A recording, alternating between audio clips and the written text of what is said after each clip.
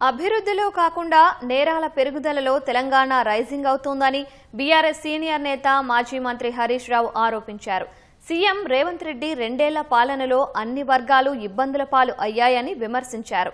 హామీలు అమలు చేయకపోతే కాంగ్రెస్ ప్రభుత్వానికి ప్రజలే తగిన గుణపాఠం చెబుతారని హరీష్ రావు స్పష్టం చేశారు. మా హయాంలో అగ్రికల్చర్ పెరిగింది, మీ హయాంలో గన్ కల్చర్ పెరిగింది. ఇన్వెస్ట్మెంట్ క్యాపిటల్ గా బీఆర్ఎస్ ప్రభుత్వం హైదరాబాద్ ను తయారు చేస్తే వీళ్ళు క్రైమ్ క్యాపిటల్ గా వీళ్ళు హైదరాబాద్ ను మలిపిండ్రు. కేసులు పెరుగుతున్నాయి, క్రైమ్ పెరుగుతున్నది. మర్డర్ కేసులు 16% పెరిగినాయి. నడి రోడ్డు మీద 88 హత్యలు జరిగినాయి. రైజింగ్ అని ఇప్పుడు ఏదో ప్రోగ్రామ్ పెట్టారు కదా. Rising in crime, falling in revenue. ప్రజల కొనుగోలు శక్తి దెబ్బతిన్నది. రాష్ట్రంలో ఆర్థిక పరిస్థితి మందగించింది. నీ పాలనలో రియల్ ఎస్టేట్ నడవడం లేదు. నీ పాలనలో ప్రజలు కష్టాల్లోకి నెట్టబడ్డారు కనుకనే నీ రిజిస్ట్రేషన్ ఆదాయం తగ్గింది, నీ ఆర్టీఏ ట్యాక్స్ తగ్గుముఖం పడుతుంది. పేదవాళ్లకు ఫీజు రియంబర్స్మెంట్ అడిగితే నన్ను కోసుకతి నుండి పైసలు లేవంటాడు. ఈయన ఫుట్బాల్ షోకుల కోసం, ఈయన ఫుట్బాల్ ఆడడం కోసం, ఈయన ఒక్కడి కోసమే 5 కోట్లతోని స్టేడియం కట్టుకున్నాడు ఎంసీఆర్లో. మెస్సీతో ఆడతా అని చెప్పి ఆయనను తెచ్చి ఆడడానికి 100 కోట్లు ఖర్చు పెడుతుంది. దానికి మళ్ళీ ఆయన రావాలంటే ఉత్తగా రాడు కదా. ఆయనతో ఆడనీకి నేర్చుకోవడానికి స్టేడియం కట్టుకుంటే 5 కోట్లు, ఈయన క్యాంప్ ఆఫీస్ రాజ్మహల్కు 100 కోట్ల పైగా ఖర్చు పెడతారంటే ఇప్పుడు మెస్సీని తెప్పించి గేమ్ ఆడితే రాష్ట్రానికి ఏమొస్తుంది?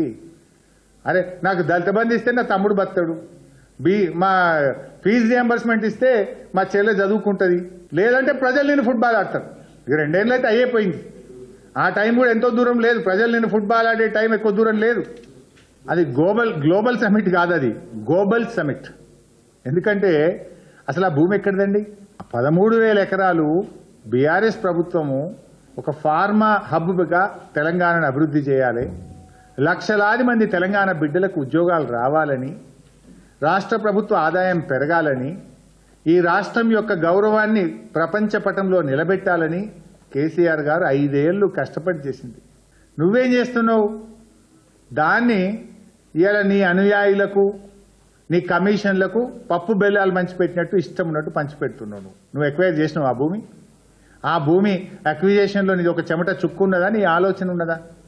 ఆ భూమిలో గ్లోబల్ సమిట్ పెట్టి అన్ని గ్లోబల్స్ మాటలు మాట్లాడే ప్రయత్నం చేస్తున్నాడు. డావోస్లో ఏమైంది తెలియదు. డొల్లా కంపెనీలతో అగ్రిమెంట్లు చేసుకున్నావు. ఇవాళ ఒక్కటి వచ్చింది లేదు, ఒక ఉద్యోగం వచ్చింది లేదు. సింపుల్గా చెప్పాలంటే చిత్తశుద్ధి లేని శివ పూజ లాంటిది నీ 2047 విజన్ డాక్యుమెంట్.